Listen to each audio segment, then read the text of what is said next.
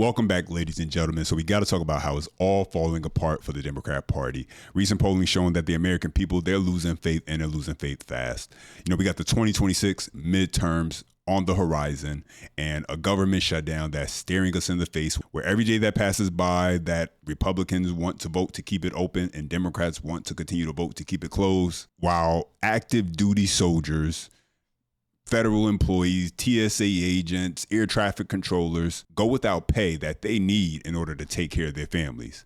And so voters are starting to point the finger exactly where it belongs, and that's at the Democrats themselves. And here's the thing, this didn't happen out of nowhere. The Democrat Party let this happen. They chose to pander to the radical left, putting illegal aliens before Americans. Now they want to push socialism. That always collapses. And they chosen to trade in law and order for woke ideology. It's gotten to the point where even with the media and all of its built-in bias, it can't spin this one away. And so we got a bunch to cover here. And so let's jump into this first clip from CNN where, believe it or not, even they had to acknowledge what's going on here. Let's check this out.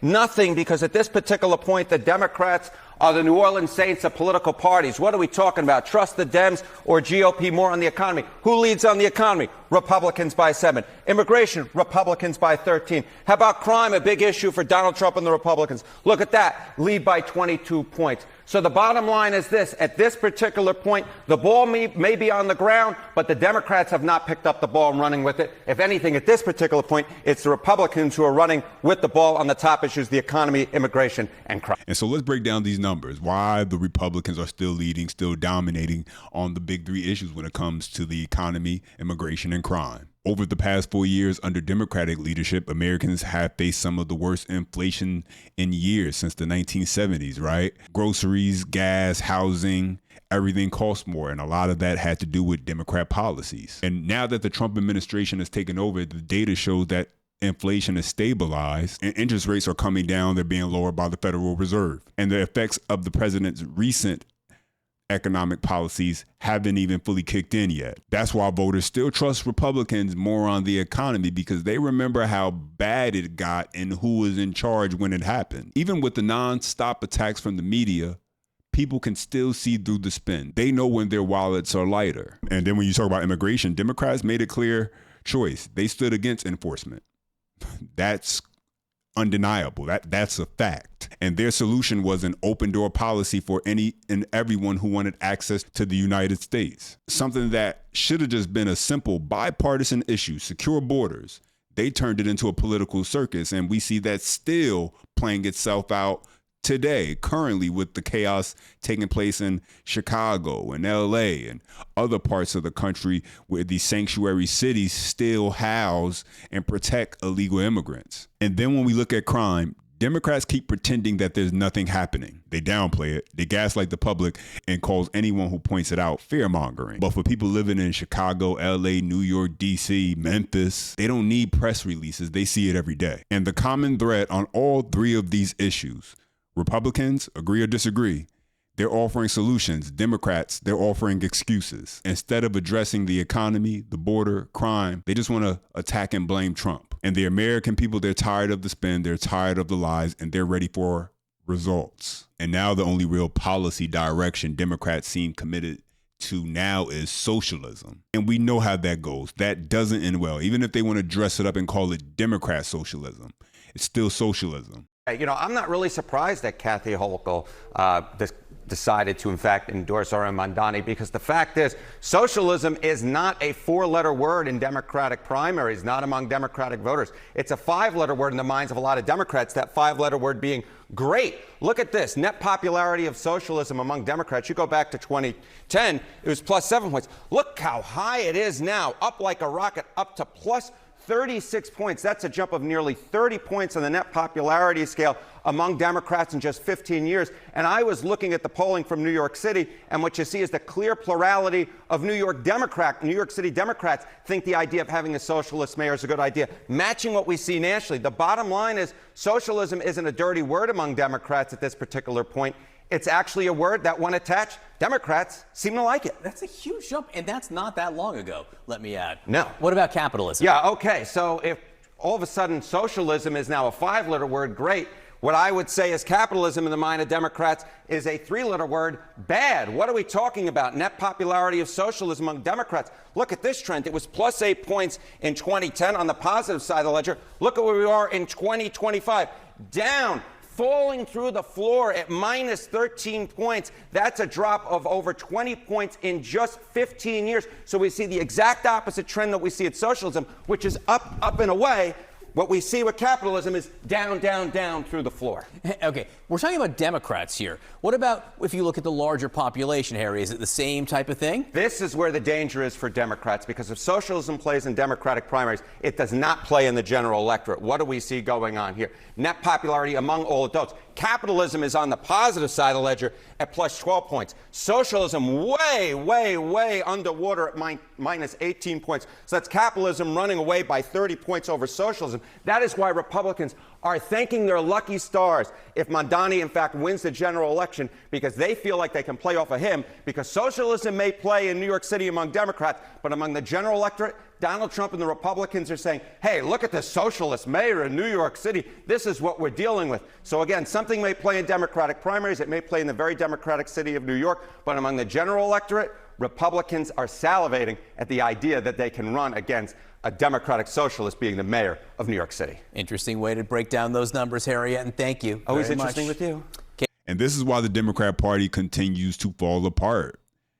They are pandering to the far left of their party. This is what Mike Johnson was speaking about. He's speaking about how Chuck Schumer, he's willing to hold the American people hostage by closing the government because he's catering to the far left of his party. He's worried about his 2026 primary. AOC is right on his heels. She's a self-identifying Democrat, socialist, whatever that means. Put a bow on it to dress it up as something other than what it is, socialism. And while that may play in New York City with Zohran Mamdani, who's going to get ready to become the next mayor, it's not going to play in most parts of America where the people aren't woke lunatics. And at this point, the Democrat Party is no longer being led. They're being dragged by the far left fringe. They've got no vision, no message, and definitely no solutions. Just fear. Fear of the other side and fear of losing power. Take a listen. Down on this rhetoric that ICE agents are Nazis and slave patrols and they're doing kidnappings, when that is just an abject lie. That is the furthest thing from the truth, when those same lawmakers should be in Washington saying we disagree with Trump's immigration policies, so here we want to put this forward. Like, what would that magical candidate campaign on? Because if you look at that poll, I'll just point out in the last category, they're actually asking about the threat to democracy, or I believe they put respect for democracy. That was driven. That question is asked in this poll, I would submit to you, only because the Democrats made President Trump is an existential threat to democracy as their top issue. Yeah, that's right. And I've actually seen a poll where Republicans were leading on that a few months ago. So they really have no message. But you know this well. You bring up immigration, Griff. When I, in 2016, was looking at these issues, there was nowhere near a majority for mass deportation, for a border wall. There is now a majority support for these issues. So the left-wing candidate has this problem where they are tethered to this radical wing of the party that calls ICE slave patrols. We've heard that rhetoric. They have to have that radical left, but they have to win mainstream America. And mainstream America is now for mass deportation, border walls, and the Trump immigration policy. You know who I think the magical candidate is?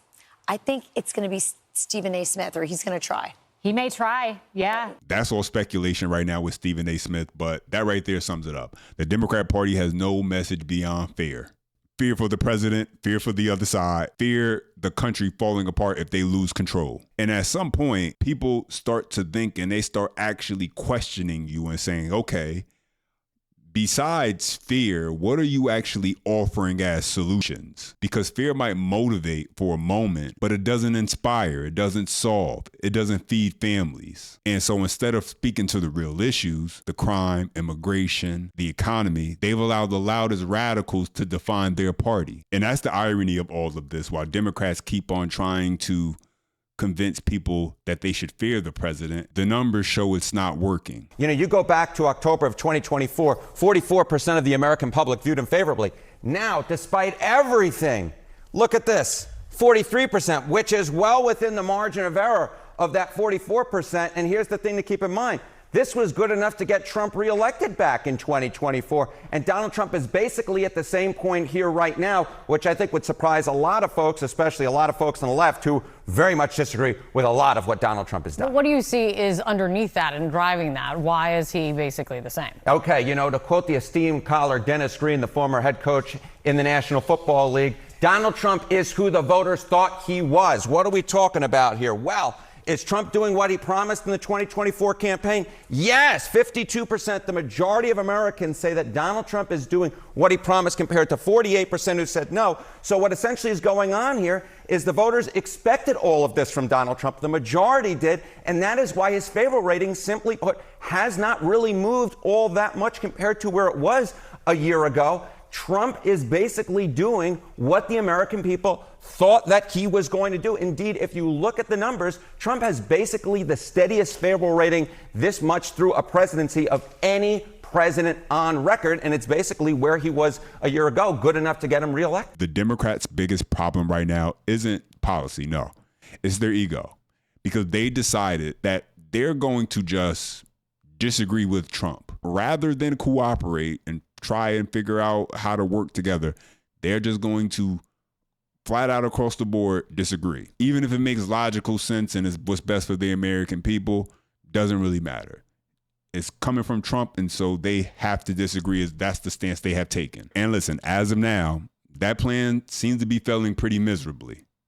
But anyway, guys, questions, comments, go ahead and drop them down below. I appreciate when you guys chime in. Don't forget, you enjoy any part of the content, smash the like button. For more, subscribe to the channel. And don't forget, stick around for the next video where the Chicago mayor continues to put his foot in his mouth. This time he's lecturing the president and ICE agents on law and order. Go figure. So stay tuned for that. Until next time.